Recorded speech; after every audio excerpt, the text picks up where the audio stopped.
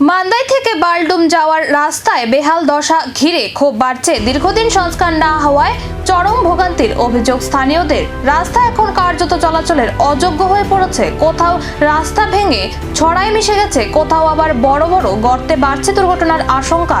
স্থানীয়দের অভিযোগ, বহু বছর ধরে রাস্তা সংস্কারের আশ্বাস মিললেও বাস্তবে কোনো কাজ হয়নি। নির্বাচনের সময় প্রতিশ্রুতি দেওয়া হলেও এখনো সমস্যার সমাধান হয়নি বলেও দাবি তাদের।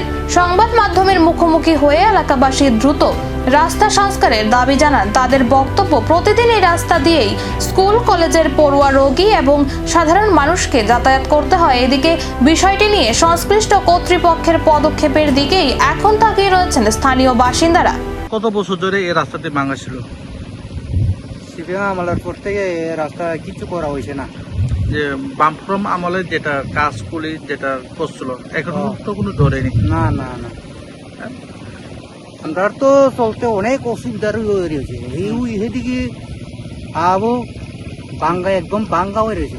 আপটা বাইক যেও চলতে পারে না, অটো চলতে পারে, কোনো গাড়ি চলতে পারে না, বাইসাইকেল পর্যন্ত চলতে পারে না, এমন অবস্থা হয়ে রয়েছে ওই আপটা।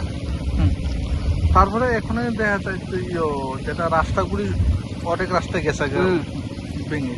এই বিষয়টা নিয়ে কি বলবেন আপনারা? এই এলাকায় বিধায়ক আছে, তারপরে এমডিসি আছে, ওনাকে কি বলবেন মেরামতের জন্য? মেরামত তো এটা সবাই জানে, কি করলে কি হবে, কার জন্য কি ভালো হবে, জনগণের জন্য।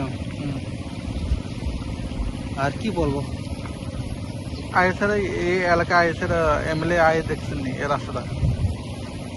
ব্লকের ইঞ্জিনিয়ার, ব্লক স্টাফ অনেকে আয়ে গেছে, কিছু করা হয় না।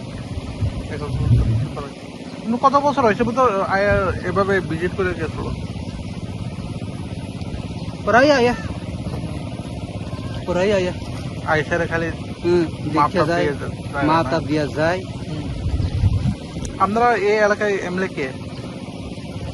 আগে আসলো স্বপ্না ওই এখন বর্তমানে এমডিসি জগদীশ দেব। কবে মিলবে নতুন রাস্তা, নাকি প্রতিশ্রুতি থেকে যাবে? উত্তর খুঁজছে মান্দাইবাসী।